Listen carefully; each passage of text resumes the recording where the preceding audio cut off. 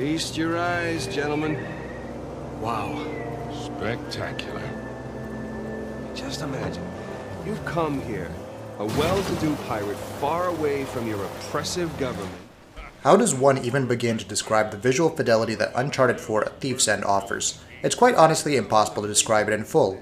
Naughty Dog has filled the world of Uncharted 4 with breathtaking detail and eye-popping vistas, and if we dared to go all out in describing each and every detail, it would at least take a couple of days describing what makes Uncharted 4 a truly special game. And then too, we would have only touched the surface of what is perhaps the best looking game of all time.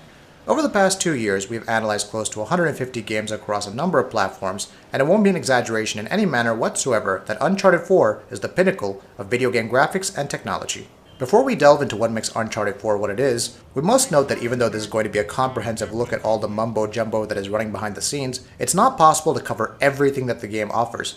In fact, no one can do justice in covering the intricacies of what makes Uncharted 4 a legend among legends. Having said that, we'll try and cover as much as we can, but beware, this video features late in-game locations, which may be considered as spoilers. Let's begin with a Jeep sequence that was shown off a month ago in a preview event. This sequence shows off the trio driving through the reddish landscapes of Madagascar. The very first thing you'll notice here is the scale and the open-ended nature of the level. Uncharted 4 marks the series' first, and possibly the last, shift to an open-level design, and Madagascar is one of the places that best show off this transition. It must be noted that Uncharted 4 is not an open-world title, so this primary agenda of going from point A to point B is still pretty much a thing, but this level is quite open, so it gives the player the perfect opportunity to explore the surrounding environments. It's also easy to get lost here since Naughty Dog have done an impressive job with the level design.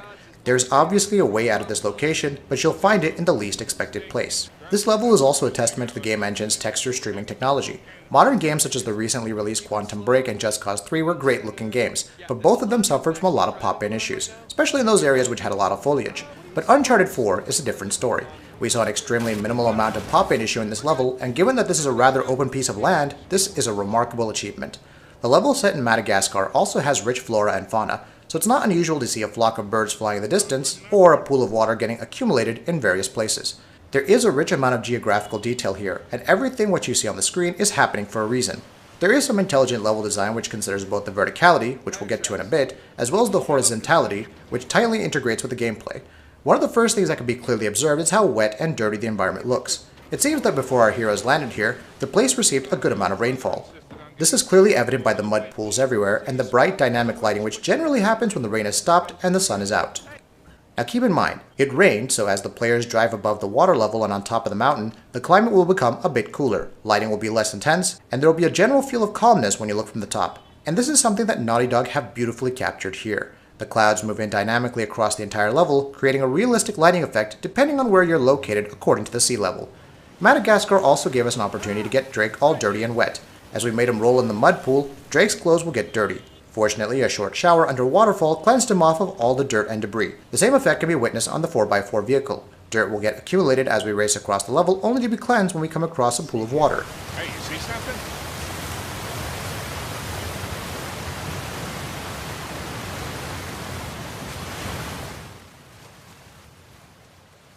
Madagascar also features one of the highest points of the game, and the view and draw distance from there will make your jaw drop.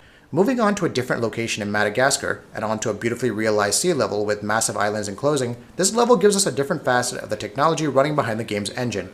As Drake and Sam race across the sea, you can see the high-quality reflections of the rocks on the water along with the wind stream. You will have to observe very closely though.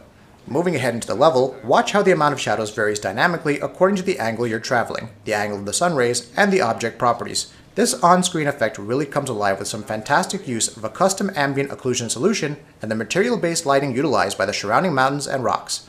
Furthermore, the water also utilizes a full physical-based rendering pipeline, wherein the reflections quality will vary depending on the intensity of the sunlight. And yes, the popular sand effect from Uncharted 3, it returns, as just one of the many things that adds to the overall immersion factor. Now this is one of our favorite shots in the game, primarily because this scene is a testament to the game's use of high-quality global illumination, along with the full use of dynamic lighting and physical-based material shaders. The beauty about this particular set piece is that each and every object here has their own shader properties, which react differently according to the light source. Look at the foliage, for example. You'll see self-casted shadows among them, and then on the enclosing rock structure. Moving ahead, yet again this section is quite similar to what we mentioned before, and once again, the architectural design here is simply breathtaking. You really feel that you're exploring age-old locations where no man has set foot in several centuries. Credit must also be given to the artists behind the game. They really have done an immaculate job in getting their vision across. Enough with the slow and exploratory sections in Uncharted 4, it's now time to turn your attention to some of the action-focused sequences. Sequences that test the PlayStation 4's CPU capabilities. If we have to pick one particular feature that's been quite taxing this generation, it has to be the crowd rendering tech and its associated AI. These simulations are literally taxing on the CPU, and although some games like Assassin's Creed Unity and the latest Hitman have tried to make it work, there are instances where the developer had to cut down on crowd rendering due to the lack of enough CPU cycles. Unity really pushed the crowd rendering tech, but suffered from LOD and poor AI issues, but much to our surprise, this is one area yet again that Uncharted 4 shines. Good old Sully and Drake made their way through a market, and it's really easy to ignore what these NPCs are up to and focus on the task at hand. On closer inspection, there's a rich amount of detail here. They aren't your typical dumb NPCs with an even dumber AI. They're highly detailed, fantastically animated NPCs, and all of them have their own sets of AI and simulation. And just like Assassin's Creed, when something goes wrong, they will run for their lives. However, unlike Assassin's Creed Unity, the game's frame rate does not struggle, and their animations are much more authentic. Further in the level, when Nate and Sully are escaping in the Jeep, you'll see them engaged in different activities, and when all hell breaks loose, they run for their lives, escaping death by a whisker. All of this is extremely taxing on the CPU, and we were blown away by how well these sections perform. This entire chase sequence is also a testament to the game's physics framework and GP-GPU methodologies.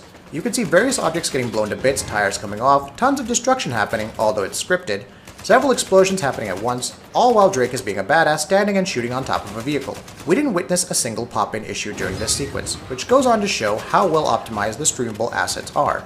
In an age where developers will settle for low-quality assets so that they can be streamed quickly on the screen, Naughty Dog's compression technique is something that deserves to be praised. Texture quality for the most part is very high, and even in fast-paced sequences such as this, where the engine is doing all the hard work and pushing and changing the assets on screen, there's literally next to no hit to performance. There are a ton of things which are showcased here, such as the dynamic track deformation, tire marks, and the general open-ended nature of the level, but I would like to end this section with a question. Have you ever seen a fire as realistic as the one here?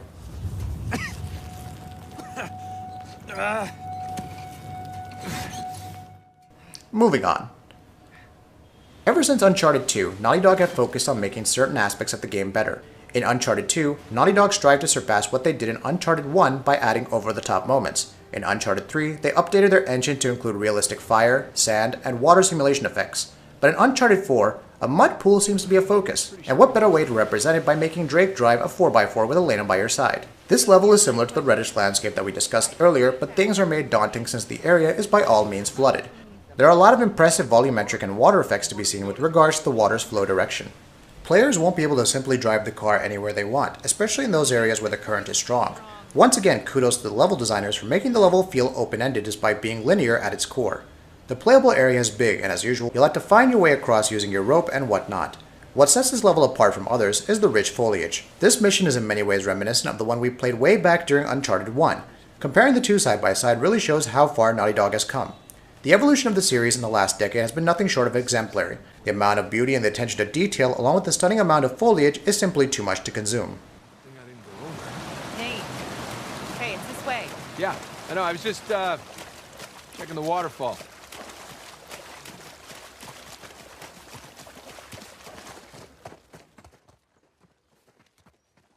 Now it's time to cover some of the best scenes in Uncharted 4. These aren't your typical action sequences, but sections where you truly feel to hold on for a second, take a deep breath, and just drool your eyes on the surroundings. Yes, we're talking about the amazing draw distances that simply boggle our mind. Climbing on the top of the tower or a mountain to get a peek at the world below is nothing new in video games. We've all done that in The Witcher 3 or Assassin's Creed, but how do you even define this view? There's simply no words that will do justice in describing it, so let's take a few seconds to get our breath back. Quite the crow's nest, huh? There it is. Just on the other side of the river. Now, what do you say we go? Rob from the rich, huh?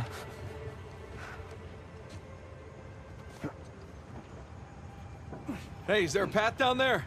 Of sorts. Come on.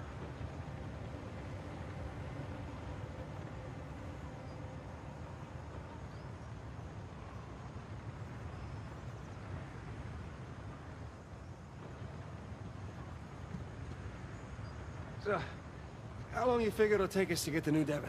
Well, a couple hours. Depends on what. Moving on. Rain. When it rains in Uncharted 4, it literally falls down. Uncharted 4 by far features the best rain effect in all of gaming history. As you can see, poor Nathan is struggling to make his way across as the rain splashes against him and the environment.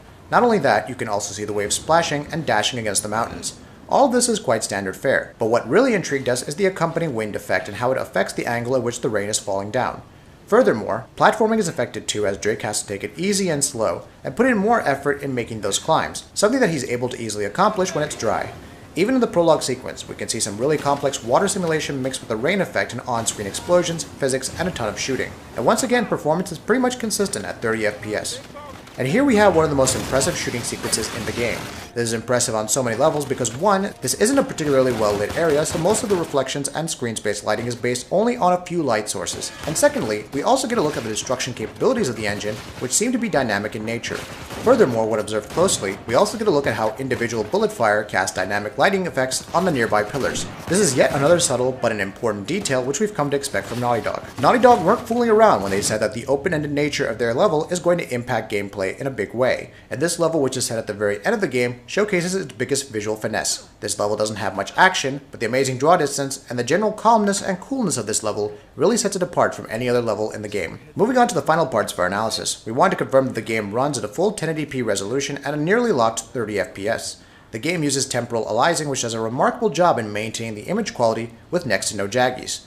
However, ghosting effects are observed when the camera pans quickly, similar to what we saw in Quantum Break, but it's extremely rare. Shadow quality for the most part is medium. It's a trade-off that most games do these days to achieve better fidelity in other graphical assets, and it's no different in Uncharted 4. To be honest, you won't even care about the shadow quality given the other visual finesses. Character animation is yet another aspect that Naughty Dog have delivered big time. Drake's moves are now believable, his jumps feel more genuine, and somehow he feels eerily close to being real. Cutscene quality is remarkably similar to gameplay sections. Character models are consistent across both modes, and there's very little compromise when the game transitions from cutscene to gameplay. Facial animations are just another highlight of the game, and let's just put it this way. You won't find a more realistic looking character than Nathan Drake in terms of expressing emotions. All this is helped further by skin shaders and a big bump in the number of possible animations compared to the previous entries. Audio also deserves a special mention, especially the way different guns sound in different environments.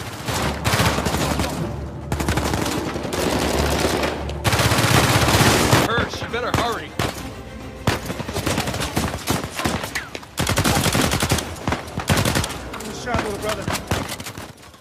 And it doesn't stop there. There are plenty of modifiers that enable you to apply various visual filters that help you change the way the game looks. There's also a slow motion mode which will help you to take a closer look at how the physics work in case of explosions. As mentioned right at the beginning, we don't think anyone could do justice in describing the technology behind the game. Uncharted 4 is truly a next-gen title, with next-gen technology developed by some of the brightest minds in the games industry. Just think about it. Who cares about adding dust on the top of a 300-year-old object and have Drake walk on it and leave shoe marks behind? Who cares to add hair simulation when Drake goes under a waterfall? Who cares to add subtle effects such as Drake shoving his hand on nearby walls so that he can balance his run? Naughty Dog cares, and this is why they've taken video games well and above to a place where no developer would even care or dream to go. Well done, Naughty Dog. Next Gen indeed begins when you say so.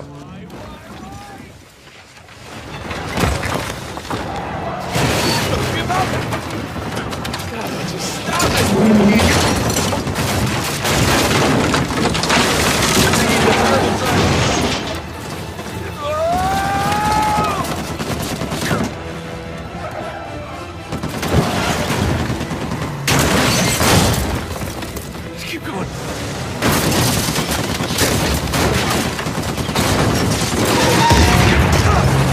Holy sh... Sully? How you doing, Nate? Look out! Throw me the RPG! Okay, playtime's over.